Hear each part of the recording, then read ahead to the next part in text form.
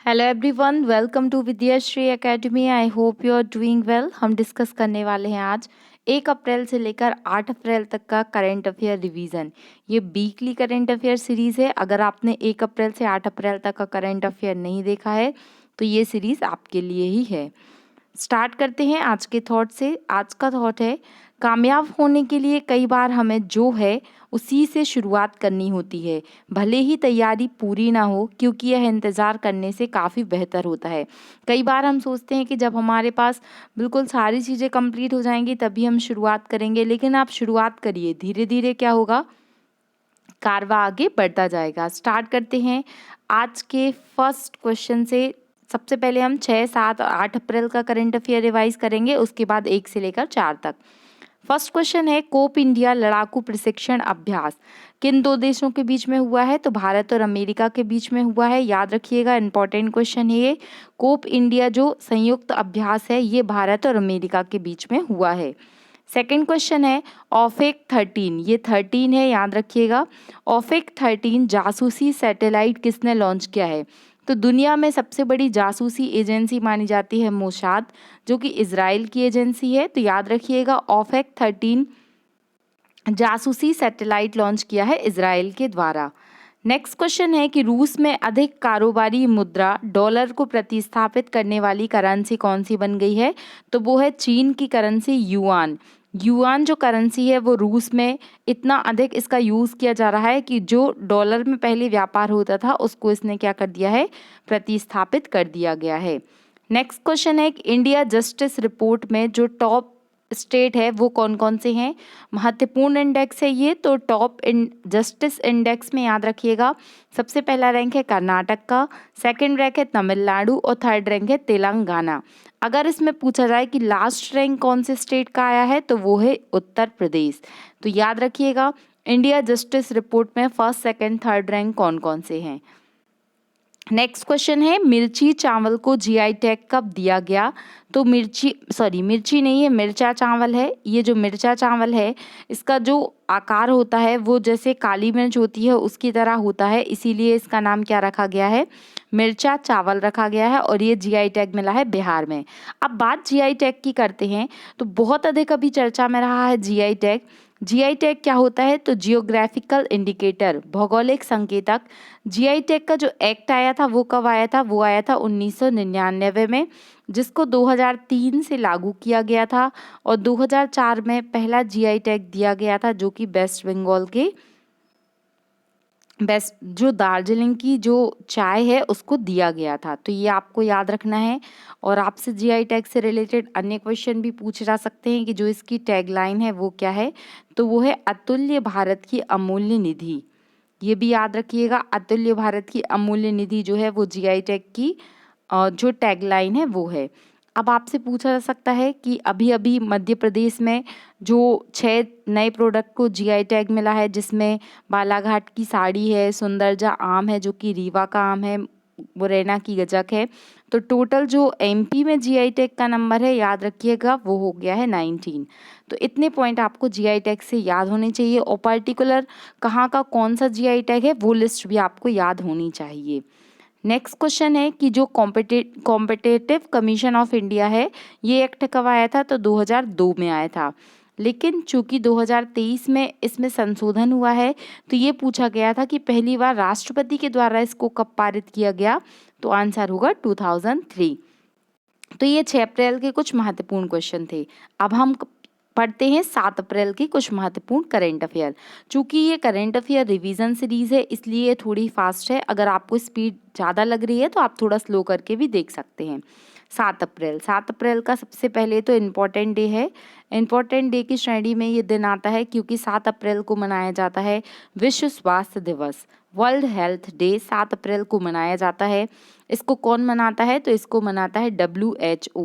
WHO की स्थापना कब हुई थी? 7 अप्रैल 1948 को WHO की स्थापना हुई थी। और इस वर्ष जो स्वास्थ्य दिवस है वो बहुत ही महत्वपूर्ण है क्योंकि इसको 75 वर्ष हो चुके हैं, इसलिए प्रश्न डेफिनेटली आपके एग्जाम में पूछा जाएगा। इसको मनाने की शुरुआत कब से हुई है? तो 7 अप्रैल 1949-50 से जो है क्या है विश्व स्वास्थ्य दिवस मनाया जा रहा है।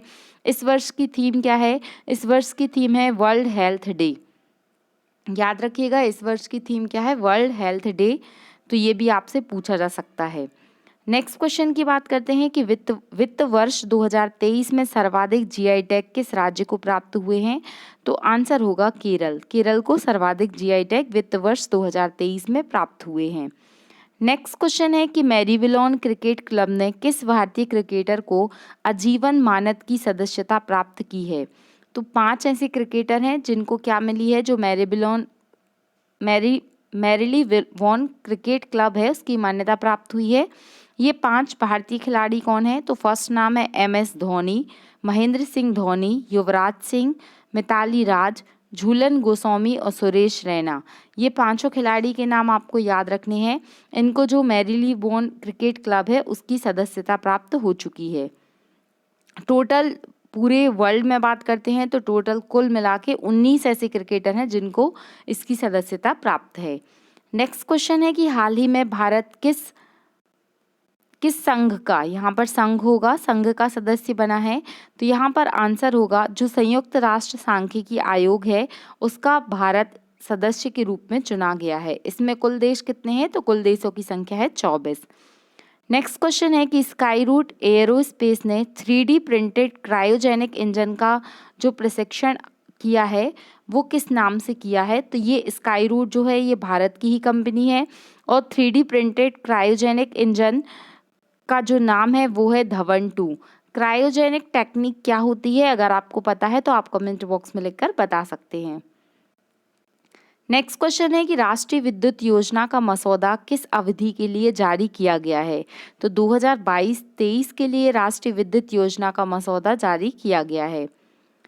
T20 अंतर्राष्ट्रीय क्रिकेट में एम्पायरिंग करने वाली पहली महिला कौन बनी है?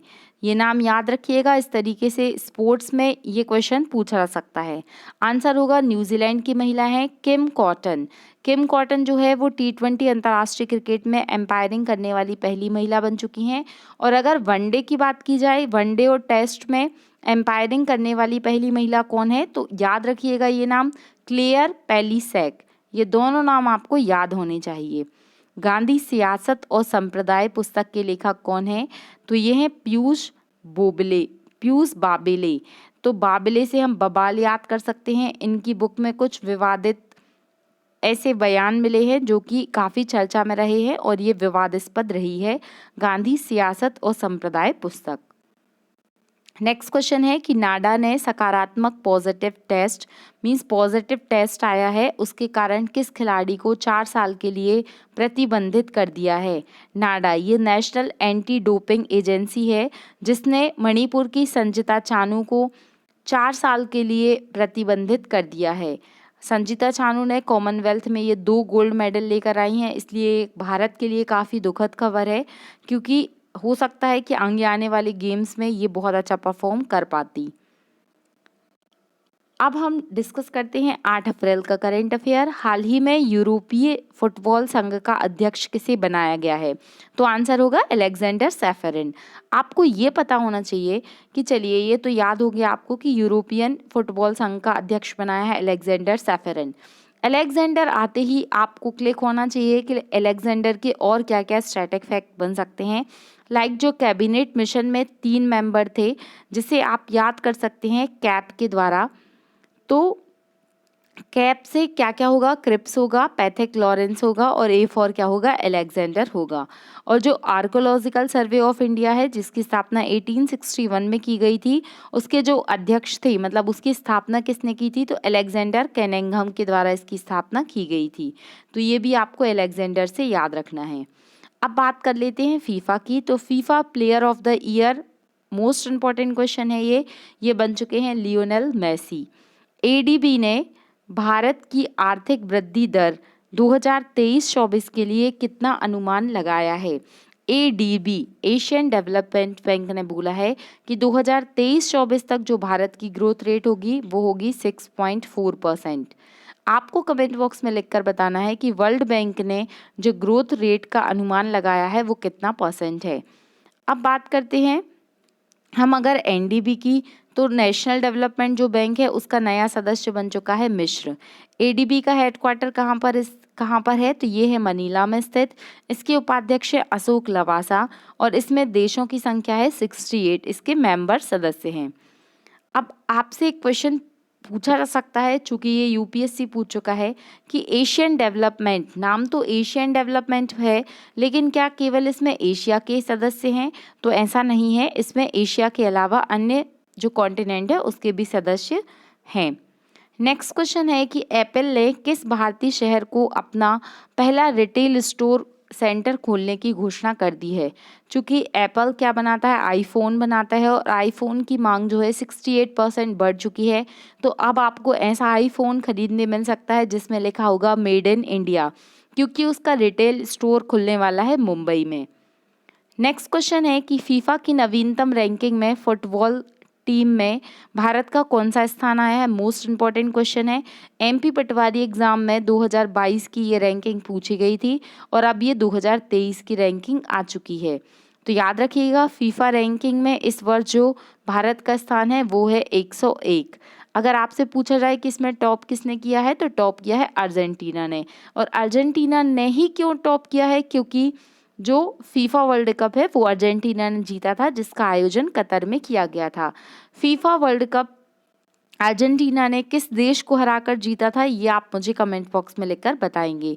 एक क्वेश्चन और बहुत महत्वपूर्ण है कि FIFA under 17 women world cup का आयोजन कहाँ किया गया था, तो भारत में किया गया था।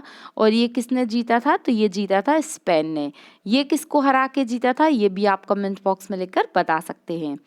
नेक्स्ट क्वेश्चन है कि संयुक्त सैन्य अभ्यास कवच का आयोजन कहाँ किया गया, तो अंडमान एवं निकोबार में कवच का जो है वो आयोजन किया गया है। कवच क्या है, तो एक संयुक्त सैन्य अभ्यास है। नेक्स्ट क्वेश्चन है कि एयरपोर्ट काउंसिल इंटरनेशनल की सूची में दुनिया का सबसे व्यस्ततम हवाई अड्डा कौन सा है, तो दुनिया का जो सबसे व्यस्ततम हवाई अड्डा है वो तो है अमेरिका का हार्ट्सफील्ड एयरपोर्ट। लेकिन अगर हम भारत की बात करते हैं तो जो दिल्ली एयरपोर्ट है उसका 9th रैंक आया है, याद रखिएगा। गज उत्सव का आयोजन हाल ही में कहाँ पर किया गया, तो गज उत्सव का आयोजन किया गया असम में। ये बहुत ही औसम न्यूज़ है कि हम गज के लिए भी उत्सव मना रहे हैं, तो याद रखिएगा इसका आयोजन कहाँ पर हुआ है, असम में इसका आयोजन किया गया है। अब ये क्यों मनाया गया गज उत्सव, तो इसके पीछे भी रीज़न है, क्योंकि जो प्रोजेक्ट हाथी है उसके लिए 30 वर्ष कंप्लीट हो चुके हैं। तो अब आप हिसाब लगा सकते हैं कि 30 वर्ष मतलब प्रोजेक्ट हाथी की शुरुआत कब की गई। और इसको गज उत्सव को कहाँ पर लॉन्च किया गया है, मतलब इसका आयोजन कहाँ पर किया जा रहा है, तो काजीरंगा नेशनल पार्क जो कि असम में स्थित है, वहाँ पर गज उत्सव का आयोजन किया जा रहा है। कुछ दिन पहले हमने करंट अफेयर में पढ़ा था, गज मित्र पहल का आयोजन वेस्ट बंगाल की ये पहल है। विश्व हाथी दिवस कब मनाया जाता है, तो 12 अगस्त को विश्व हाथी दिवस मनाया जाता है। नेक्स्ट क्वेश्चन है कि कृषि एवं बागवानी फसलों के लिए सर्वेक्षण के लिए दृश्य योजना कहाँ से प्रारंभ हुई है, तो दृश्य योजना प्रारंभ हुई है हरियाणा से, जिसका उद्देश्य है कि बागवानी और कृषि के लिए क्या है, फसलों का सर्वेक्षण करना। ये हमने पढ़ लिया 8 अप्रैल का करंट अफेयर। अब हम पढ़ लेते हैं 1 अप्रैल का करंट अफेयर। चूँकि 1 अप्रैल से 5 अप्रैल तक करंट अफेयर मैंने सेपरेटली हर डे का करंट अफेयर पढ़ाया है, तो अगर आपने वो नहीं देखा है तो आप वहाँ से भी देख सकते हैं और यहाँ से रिवाइज कर सकते हैं। इंसान का पहला बर्ड फ्लू का मामला कहाँ मिला है, तो ये चिली में देखने के लिए मिला है बर्ड फ्लू। बर्ड फ्लू किससे होता है, तो H5N1 मुर्गियों के संक्रमण से बर्ड फ्लू नामक रोग होता है। अब बात चिली की करते हैं, तो नाइट्रेट के उत्पादन में चिली का फर्स्ट रैंक है और शुष्क मरुस्थल है यहाँ पर आटागामा मरुस्थल। स्वाइन फ्लू किसके कारण होता है, तो स्वाइन फ्लू H1N1, और अगर बर्ड फ्लू की बात करते हैं तो वो होता है H5N1। इसमें आपको कंफ्यूजन नहीं रखना है।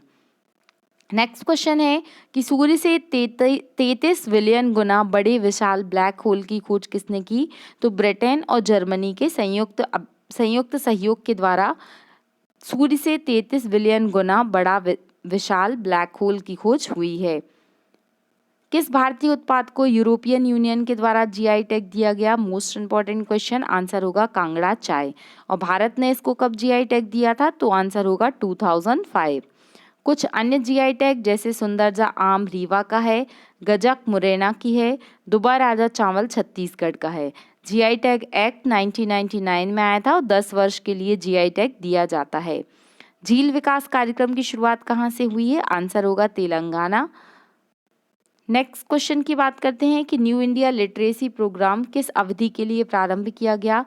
तो 2026 से लेकर 2027 तक जो वयस्क हैं उनके लिए new India literacy programme launch किया गया। संयुक्त कमांडर सम्मेलन का आयोजन कहाँ पर हुआ है? आंसर होगा भोपाल। नई विदेश नीति व्यापार नीति 2023 किसने लॉन्च की है? तो आंसर होगा पीयूष गोयल जी के द्वारा वाणिज्य और उद्योग मंत्रालय के द्वारा नई विदेश नीति व्यापार नीति लागू की गई है। पथ श्री रास्ता श्री प्रोजेक्ट कहाँ पर लॉन्च हुआ है? तो ये स्कीम लॉन्च हुई है वेस्ट बंगाल में। Integrated river basin management project के लिए वर्ल्ड बैंक ने किस राज्य को 108 मिलियन ऋण देने की मंजूरी दी है? तो ये किस प्रकार की न्यूज़ है? एक ऑसम टाइप की न्यूज़ है, मतलब ये ऋण देने वाला है वर्ल्ड बैंक असम के लिए। वर्ल्ड बैंक की बात करते हैं तो इसके नए हेड बन चुके हैं अजय बंगा। मोस्ट इंपॉर्टेंट क्वेश्चन है, नोट कर लीजिएगा। भारत की पहली गिर नस्ल की क्लोन मादा बछड़ा का उत्पादन किया गया है जिसका नाम रखा गया है गंगा। और इसको क्लोन को किसने बनाया है? तो एनडीआरआई के द्वारा इसको बनाया गया है। नेक्स्ट क्वेश्चन है कि मून टू मार्स मिशन का प्रमुख देश कौन सा बना है? तो मून टू मार्स मिशन का जो प्रमुख देश है वो है यूएसए। नासा एजेंसी के द्वारा ये मिशन लॉन्च किया जाएगा। वर्ल्ड ट्री सिटी लिस्ट में 2022 के लिए किस भारतीय शहर को इसमें शामिल किया गया है? तो आंसर होगा मुंबई। दिवंगत हुए सलीम दुर्रानी जी का संबंध किस खेल से है? तो इनका संबंध है क्रिकेट से और प्रथम ऐसे क्रिकेटर थे जिनको अर्जुन अवार्ड मिला था, सलीम दुर्रानी। इसलिए ये क्वेश्चन आपसे पूछा जा सकता है।